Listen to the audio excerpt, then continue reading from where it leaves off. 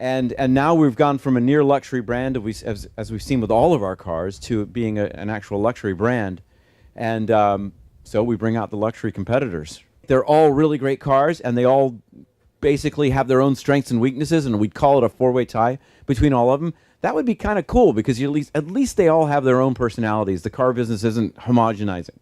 But there are differences. A lot of body roll, pitch, dive on the Audi, right? So that's pretty common.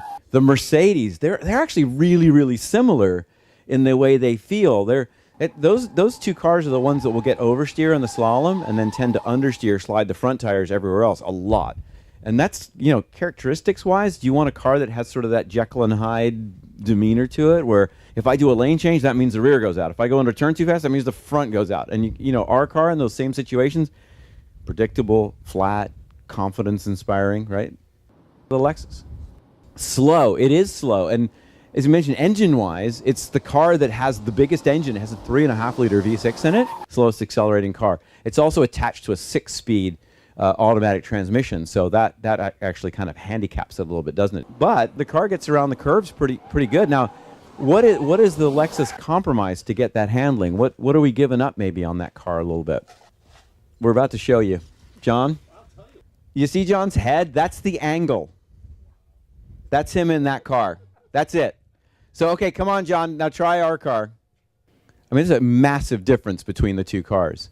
So when you think about it, and it's kind of crazy to think they're in the same category, and it's true. They're direct competitors to one another. So now we're going from a car. Remember, our outgoing car is smaller than that car. We're going to this car, right? So if, again, you're thinking legacy, not just Lexus.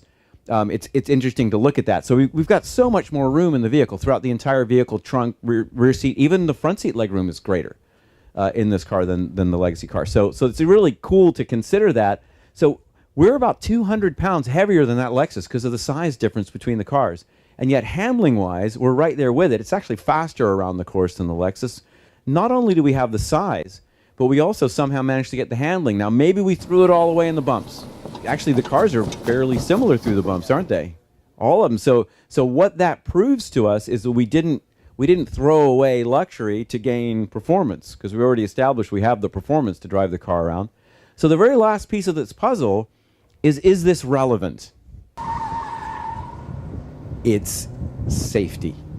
Safety is thought of as crash survival. They don't think much about avoidance here. You go anywhere else in the world, and actually they put more of an emphasis on what's called active safety. Active safety, anything that helps you. And you think city safety or IntelliSafe is not about surviving a crash, it's about not having one. So we have loads of active safety. As a matter of fact, a great percentage of our safety innovations over the last 10, 15 years have been all of the active safety stuff. So think about those systems and how well they would work if the car didn't perform well. And so the better the car can perform, quite literally, the safer the car is. Because there's a car that stops quicker, that turns better, and those are the things you need in those moments, right?